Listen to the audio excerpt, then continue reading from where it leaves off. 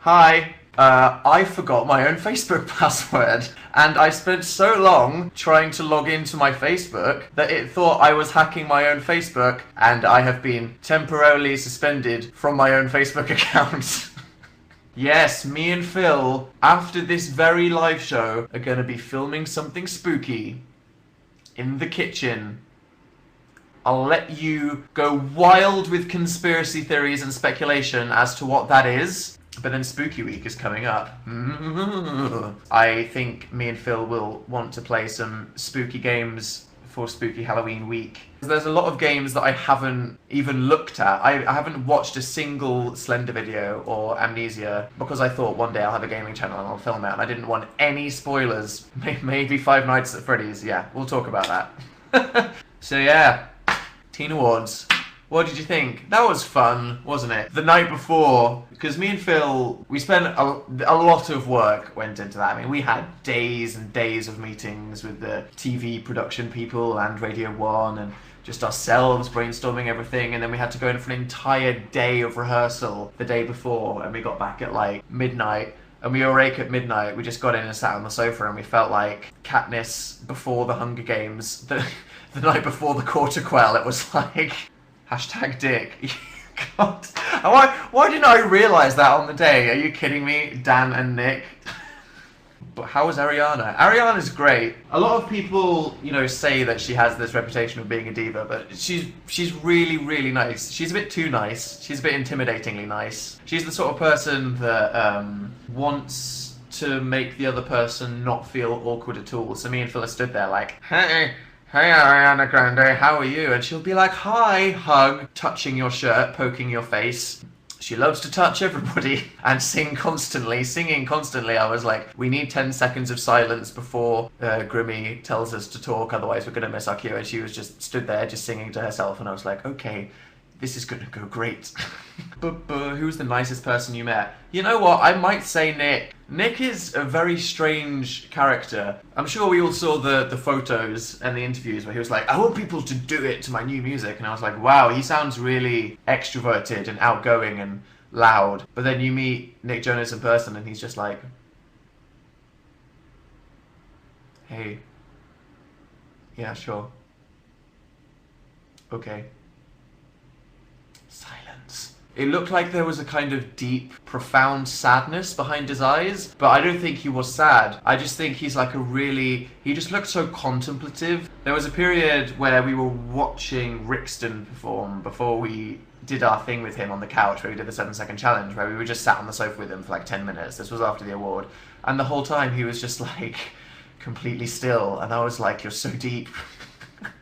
I'm really tall. I'm like a beanpole, and that means that I have a really terrible centre of balance, because I'm like someone shorter who has like a contained centre of gravity more towards the earth. The longer someone is, the easier they are to push over. So I fall over really easily because I'm so tall. I have terrible balance. And I was just stood there, and Ariana was saying like, oh, I've been doing promo in Europe for 2 months and I'm so tired, I just want to go to sleep. And then she banged her head against my chest, which it's brave to just presume that you can invade someone's personal bubble. I bet she's freaked out some people doing that. I swear to God, I nearly fell over. I had to use all of the kind of weird feeling the muscles in my leg bones tilting me forward as hard as I could to, like, her just banging her forehead against me. I nearly fell over. And if I fell over, that would have been the end of my career. It was a near-death experience. It could have been really terrible. So feel sorry for tall people, because if you sneeze on them, they could probably fall down the stairs.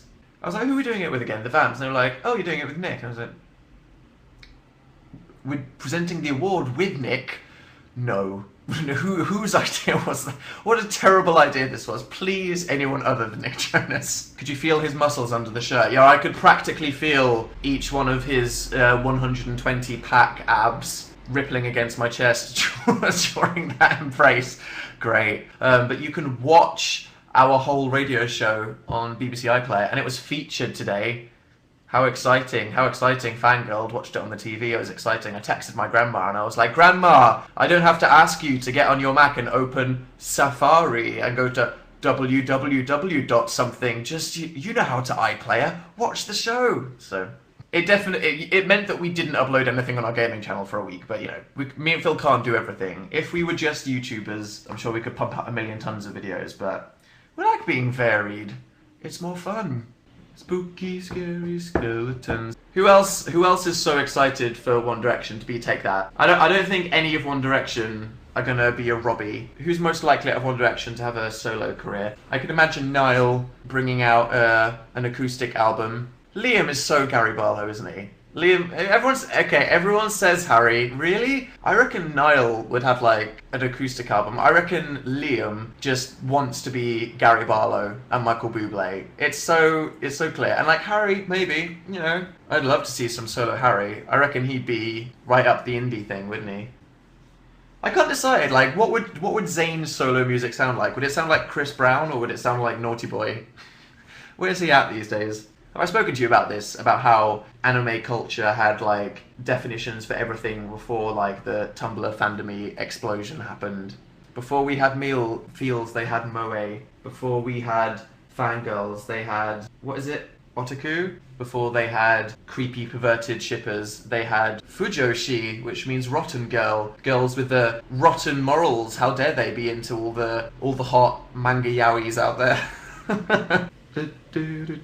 TBH, I need a playlist from you. Yeah, I feel bad about playlists, because you know how pernickety I am with my Tumblr, in that I hardly ever reblog stuff, because every time I reblog a sequence of things, it's taken me 4 hours to find 20 images and then order them by their colour scheme, so my Tumblr flows from like a smooth rainbow from like a bunch of black and white pictures into a bunch of slightly blue pictures into a bunch of orange pictures. If I did a playlist, it would be exactly the same. I would obsess over it. It would take me months to make a playlist.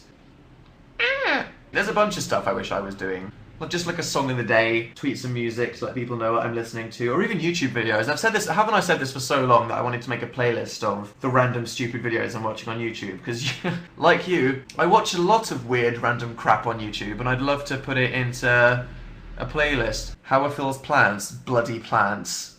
So I get home, right, and there's this, I'm sure you've seen it on Phil's Twitter, this giant plant in our hallway, and to be fair, we needed something in that corner, and we have no plants. I wanted a bonsai tree, didn't happen because I got way too overwhelmed by the choice. But before we just had like the Hoover in the corner, and it looked incredibly ugly. So that plant looks good in there, but he didn't ask me whether I wanted to take on the responsibility of watering something to keep me alive. So if Phil, you know, has this plant and doesn't water it and it dies, not my fault, okay? So then I'm out this afternoon, I come back home, and no way, I come into the lounge, and there is just another plant just in the corner of the room, and I'm like, what? So then I go into Phil's bedroom, and he's sat on his bed, and I'm like, why didn't you tell me you ordered a plant? Like, surely you must have ordered this plant, like, 5 days ago, and it's been in the post. Why didn't you tell me you were just getting a plant? And now you've potted it, put a little thermometer in it, and just inserted it onto our thing.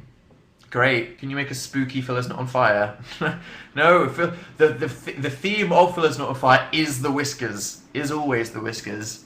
Does Phil actually bite his controller? Yeah, he chews PlayStation controllers. I had a friend, one of my best friends, I tried to convince her to start watching the first episode of the second season of American Horror Story Asylum, and she said it was too scary and just nope. She was like, why are you making me watch this? And I was like, trust me, it's great, it's my favourite show, watch it. And she was just like, no, I'm going home. I was like, don't leave. She's like, no, it's too scary. What am I singing? Spooky, scary skeletons. Yeah, that's going to be in my head forever. Oh, it's 10. Phil? Did you want to film whatever we're going to do in the kitchen? Spoilers. Soon. Okay. So to anyone that was confused as to why I'm on Phil's account, hopefully Facebook will unlock me from my own account, and I can do it on Dan next time. Okay. Bye, guys.